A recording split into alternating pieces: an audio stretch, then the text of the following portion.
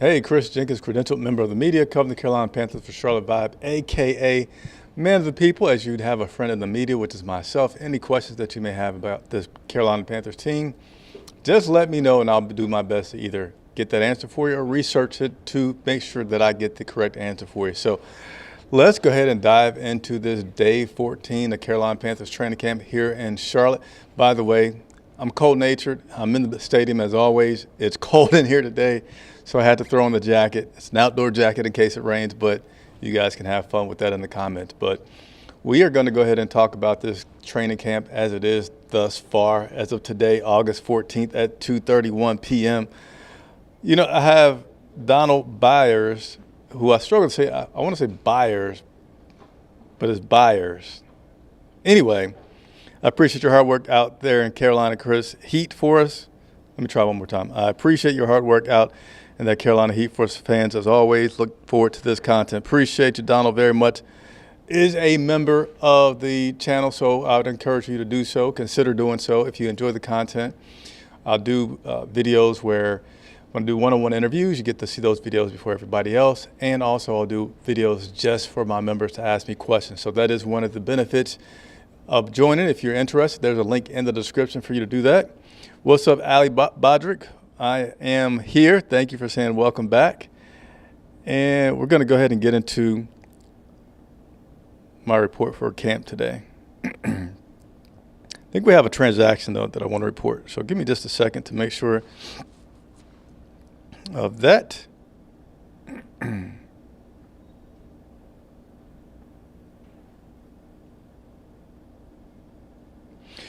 All right, so this was reported by Joe Person of The Athletic. It has not yet been released by the team, but Joe is an extremely good source to report information from. And he says the Panthers are signing former Eagles and Packer defensive back Rudy Ford.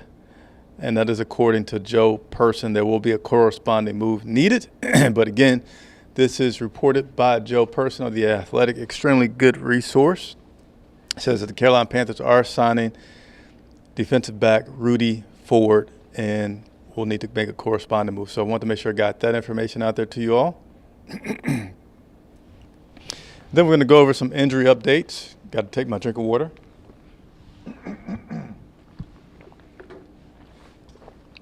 I know, I apologize. It seems like every day, by the time I get to this part of the day, my voice is a little raspy, and I have to drink a lot of water during the broadcast. But it's training camp for my voice, too, so we'll work on that to get that thing stronger to go through the full day and still maintain some good audio quality. So, injury update. Again, just a reminder that during the preseason that we do not get an official injury report. So this is just a lot of taking notes, a lot of asking the coach about things to try to make an injury report for you all. So I'm going to give you that at this point. Dane Jackson, he had a hamstring that tightened on him today. It shut him down during practice. We also had Nash Jensen, who had soreness in his Achilles, but so far he seems like he's fine with testing, and we'll continue to monitor him and update you on him as well. Jackson, our inside linebacker, had a hamstring that he was dealing with. And then Deontay Johnson has a mild growing strain, and he is pretty much day to day. So I'm going to repeat those one more time. Dane Jackson, dealing with a hamstring. Nash Jensen, something in his Achilles, getting further evaluated, but seems fine. Jackson, our inside linebacker, dealing with a hamstring. And then Deontay Johnson dealing with a mild growing strain, and he is day to day. So let me go ahead and shout out to Nicole here for her support. We need it. We got it. Thank you very much, Nicole, for becoming a member. Look forward to talking with you during our member chats that we have occasionally, as well as you will get access to those interviews beforehand. And whenever you sign on, our members always get some special acknowledgement. We were independent media here, supported 100% by you guys. So the more members we have, the reason I continue to mention that it's because it helps us grow, helps us do what you love to do, what I love to do, cover this Carolina Panthers team. And I feel like give you some insight that's pretty unique, as well as making myself very available to you all to answer any questions that you may have about this team. Thank you so much, Nicole. Let's go ahead and get into it. All right. As you saw from my title there, offensive struggles continues, inconsistencies continues. And I'm going to go through my play-by-play observations, and it's not going to be every single play, but it's things that I feel like extract to give you a good idea of what happened during practice today, and I'll tell you my thoughts on it. It certainly gives you an opportunity to have your own thoughts about it as well, and then I'm going to certainly take questions. So early on in practice, notice that Bryce goes deep, and the ball just kind of hangs up there and waggle, waggle, waggle. So didn't see this play from the start, but it was reported that the ball was tipped. So that explains the waggle, waggle, waggle. But it's still a good thing on this play, right? The good thing was that ball just hanging up there for anybody to get. It's almost like a 50-50 ball. And Jonathan Mingo does some adjusting, comeback adjusting, and he comes and catches the ball over the defender. Excellent play by Jonathan Mingo. Excellent play by Jonathan Mingo. Speaking of Jonathan Mingo, I forgot to tell you about this. There was a guy by the name of Steve Smith out at practice today. And I don't know what was being said. I don't know exactly what was going on. But from my perspective, it looked like a very good thing. So let me go ahead and show this to you right now.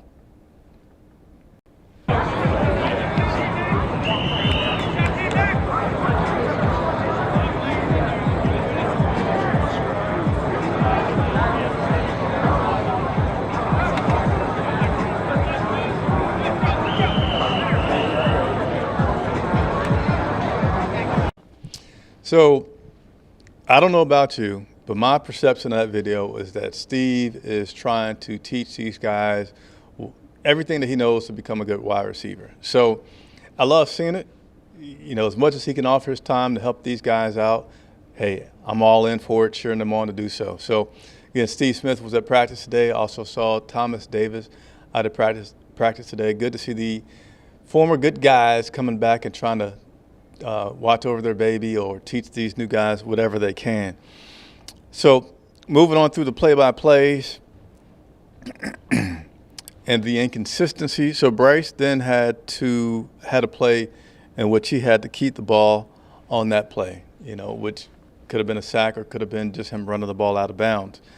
On my next note, Bryce gets out a very nice pass to one Xavier Leggett, who was having his first padded, well, not padded, they weren't in pads today, but first team participation drills with that foot injury. So will he play Saturday? Will he not? You know, we have a pretty big joint practice coming up tomorrow with the New York Jets, and that's going to tell us a lot of things about this team, going to further push the needle one way or the other for me, which I'll get into some more here. But Bryce had that very nice play, very nice catch by the big target Xavier Leggett, and then comes back on the next play, has a really good play action, and hits Terrace Marshall Jr. So one thing that I am noticing about this defense is, number one, our defense is playing some really, really good football. All I have to measure them against right now is the Carolina Panthers offense, but for all that I have to measure them against, they are playing some really good football. What I do feel like I'm starting to see maybe today is their aggressiveness kind of gets played by some play action. So some good play action does freeze our defense and gives us some good opportunities. But again, that's just very, very minor, very, very detail-oriented. It's not at all something where I see the play action just totally overwhelm our defense and we're scoring on plays. It just gives the offense a little bit of time to make a connection, but they're still not just marching down the field. Going back to my play-by-play, I have Bryce had to scramble. That ball was incomplete. Bryce then, and again, this is not each play. I want to emphasize that. This is not each play. These are just me extracting plays. Bryce was then picked off by Shy Tuttle on what was like not a completely traditional throw. It was a little bit of a sidearm type pass in which Bryce was doing, and Tuttle, you know, showed great hands and instincts to run with the ball because he kind of batted it and then caught it clean, tucked it, and started running down the field. Big guy catching the ball. Shaq Thompson said anytime you see a big guy catch a ball, he'll give that a 10 out of 10 any day. So there is a pick by Bryce. I have another notation here where Jack Plummer's in the game, did a very nice play action. Unfortunately, that one was incomplete, but it seemed to do the job that they wanted to in getting the defense to just hesitate for a second. And then I also noticed Bryce Young during their special teams period, he was kind of like running sprints back and forth. Two possible reasons he could have been doing that, right? One could have been that due to the interception that he threw earlier, he was kind of maybe penalized himself running sprints for that. I'm not so much onto that idea as much as I am that Dave Canales has said that he wants his quarterbacks to always be ready. He wants his quarterbacks to get their heart rates up. Other guys, you don't have to worry about them and their mileage. They have these GPS trackers, how much so-and-so is running around, how much this person's running around. But he does worry about that from his quarterbacks because they don't necessarily have to have all those miles, but they don't know when they're going to have that game where they may be, God forbid, running for their life, right? And he just wants them to be prepared for that. And so Bryce, he does this after plays when they're going 7-on-7 or doing just one-on-one drills and they're switching parts of the field. He'll run to the other side, again, trying to get that heart rate up because he doesn't know at what point, hey, I might have had some good protection. I don't want to go into a fighting stance, but I may have had some good protection all game, but now I suddenly got to run. Get my conditioning ready for that, get my heart ready for that. So Bryce did that today after, in between drills, you'll see him do that. He'll sprint to the other part of the field where they're now going to resume and do more drills. Or today during special teams where they're kicking, he's just running sideline to sideline, running some sprints. So I do want to point that out for Bryce. And again, I feel like Bryce is a capable quarterback for our team. I don't feel like, oh, no, we got the wrong guy. He's not capable of being an NFL-level quarterback. I just feel like there's some things that need to happen around him and for him to help him continue to develop and get this offense going in the direction that we all want to see it go. And then I got another play here in which Bryce Young, in which Bryce Young then throws an interception, second one of the day. Had some yesterday, and I feel like somebody jinxed me. I feel like it was about 3 days ago. I was asked about, hey, Bryce doesn't seem to be throwing as many interceptions as he did his rookie year, which of course you want to see some progression, just 1% better. And now we have days where there's back-to-back interceptions, but and today he threw multiple interceptions. Being intercepted by Troy Hill as Troy Hill stepped inside of a Adam Thielen, running kind of like a shallow out pattern. And defense, of course, had a lot of fun with that. So that's my play-by-play highlights from today, some lowlights, if you will, on that. And Eddie Pinheiro, shortly after winning the title of kicker, then goes out and is 2 of 4 today in practice with kicks, 50% on his kicks. Call it what you want. I feel like it was coached, and I don't think this is a bad thing at all, trying to make sure that we end practice on a good note. Eddie Pinheiro came out last play of practice to make another field goal attempt. He did make that, thus making it 3 of 5 on the day for Eddie Pinheiro, but he did miss 2 kicks during practice today. It is what it is. I'm just reporting it for you so you can know what's going on with this team and decide how you feel about the direction of this team. So that's that part. Now some of the recap from coaches and players talking. Normally I have the video ready for you. Was not able to get the video, so I'm going to sum this up. Speaking with Dave Canales, he's going to wait until after tomorrow's joint practice with the New York Jets to determine exactly what we're going to see this Saturday here at Bank of America Stadium at 7 p.m. for that preseason game number 2. I'm feeling like we're not going to see the starters. Just don't feel like we're going to see the starters no matter what happens tomorrow. And the reason I feel like that is because, you know, you talk about the wear and tear on these guys, the reps they've had. And if they have a pretty good joint practice tomorrow with the Jets, they go through some scripted things, a little bit of contact, you're not going to put those guys back out there 2 days later to do the same thing again. I don't feel like that would be the case. We'll have to wait and see for sure. And Dave also talked about his feelings on, you know, do you need to play the starters? Do you not? There's all these different theories out there. He just said he's right in the middle. It kind of feels like, you know, maybe he should, maybe he shouldn't. This is his first year, so maybe just erring on the side of caution. Want to make sure that he has a chance to get a game plan ready, that he feels really confident that everybody knows what he's doing or that they are doing on these plays before you just stick your most valuable assets out there in the midst of what could be some confusion and feeling like, okay, well, maybe I should have waited until we got things more together. So there you have it. That's my recap. Now we're going to get into some questions and answers from y'all as I take a drink of water and get ready to go through this with you. I need a water sponsor out there. All right, so let's go through some of these questions. It's Sean Walker. Yo, what's up with this offense? LOL. So, yeah, I'll take some more questions about it, but I'm going to say inconsistent. And I don't say it's bad because there's good things that happen with this offense. But, I started talking about my concern with the offense earlier in the week, or I think over the weekend technically. And I'll further talk about that from this standpoint.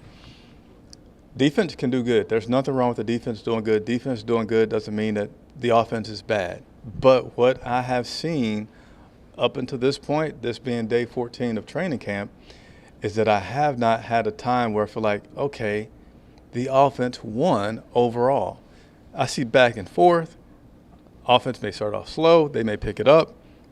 But then again, overall, I would give it to defense. I see the offense make some nice connections, make some nice, gains, great catches. But then before it's all done, I see the defense catch up and do some things. So if you look at how that may play out through the course of a game, yeah, you might have this, you may have that, you may have this.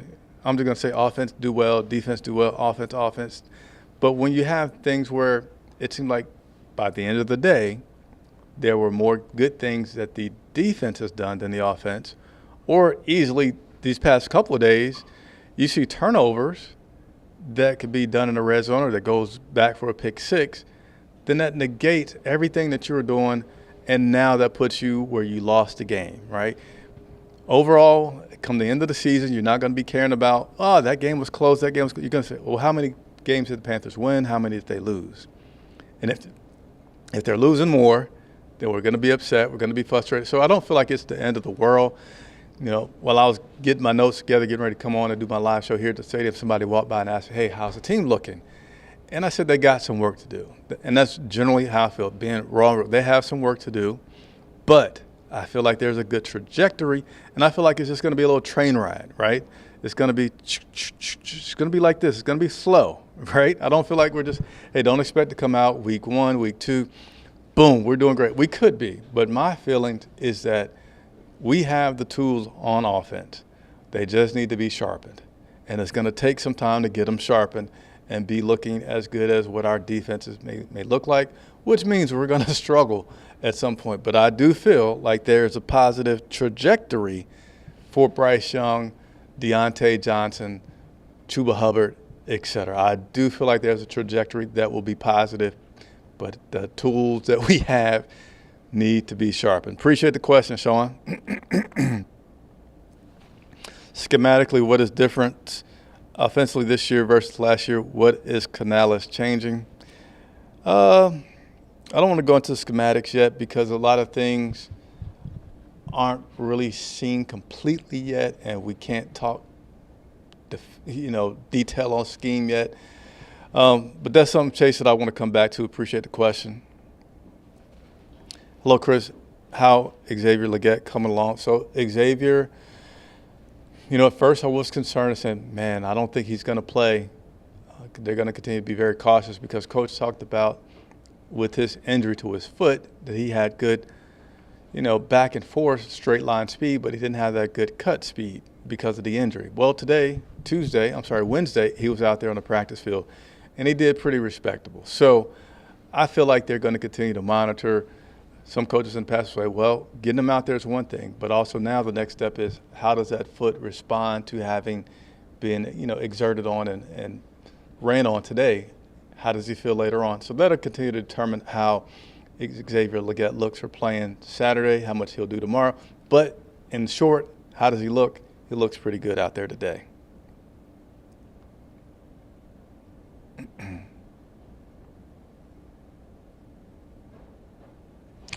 Chris, who is the player that has stood out the most so far this camp? that has stood out the most. I have been looking at the offense the most. I haven't been looking at the defense as closely. I feel like defensively, we've had many guys. Excuse me, I feel like defensively we've had many guys that have been doing well. But again, I've been focusing mostly on the offense. Offensively, I'd say, Terrace Marshall and Mingo, they've been doing pretty good. And Bryce has looked improved as well. But I'd go with Mingo and Marshall right now for guys that have stood out to me. And again, with the footnote of saying I haven't been watching the defense as closely for all of their. What's going on? There's my lady Knucklehead K. What's going on? Appreciate you tuning in as always. It's going to be a rough season again. I just want to prepare you. I just want to prepare you. I feel like it's certainly going to be better than last season. I feel like it's going to be better, but I feel like we're going to have some growing pains. And if we get more wins than we got last year, we are going on the right path. But I'm definitely not saying doom and gloom. I'm not saying that at all. What up, KPM, the man, the myth, the legend? Appreciate you coming on. E. Clemens, isn't it normal for a new offense to be behind a second-year defense who retain majority of their staff? I'll wait until at least the bye week, maybe the end of the season, to evaluate. Well, the end of the season, we can all definitely have a deep evaluation of this team and where they are. Isn't it normal for a new offense to be behind a second year? So, yeah, there's some normalcy to that for sure. Defense, second year, same head coach. They did lose quite a few pieces, though. Let's be clear. They have lost Brian Burns. They did lose Frankie Louvu. They have lost Dante Jackson. So, and they've lost some guys on that defensive side.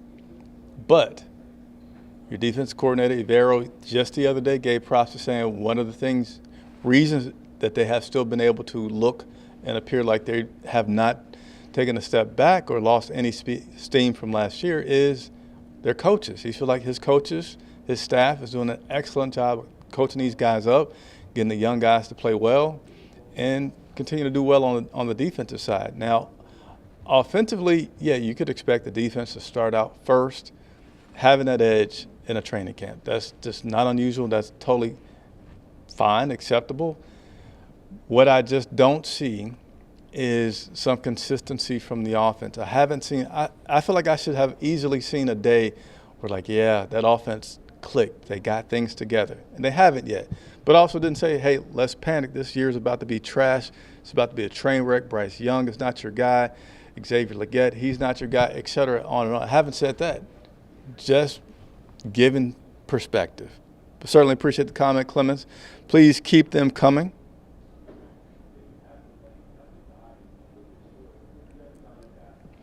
All right, so that'll be all the questions that I'm going to be able to take today. Appreciate everybody for tuning in. Continue to bring you the action again tomorrow.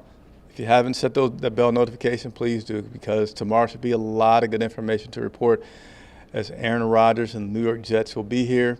It's going to be a pretty good test of things, right? Aaron Rodgers, a really, really good guy, smart guy. I say good guy, good quarterback. Be specific. Some of you guys may jump out there on me. Really great quarterback, Hall of Famer for sure. Be a very good test for this defense. J.C. Horn has been playing extremely well. Derek Brown, Jadeveon Clowney, and other guys. Troy Hill with the interception. Tuttle with the interception today. So it'll be good to see our defense go up against the Jets and practice and see what they can do, see if we'll see the same type of results, as well as it will be good to see Bryce Young for once in some action. It won't be completely live like a game, like a preseason game, but it's going to be pretty close when you got starters on the opposite side whose job is to get you and is fresh meat for those guys And so I'm going to report on it, okay? So definitely will report on it as much as I can tomorrow, as long as you guys want me to be tomorrow. So I'm going to get out of here now to get some rest for that. Thank you all so much for tuning in. Thanks for those new members. And if you're not a member, I encourage you to consider becoming a member. That link is going to be in the description. I'm Chris Jenkins for Charlotte Vibe, here live at Bank of America Stadium, covering the Carolina Panthers.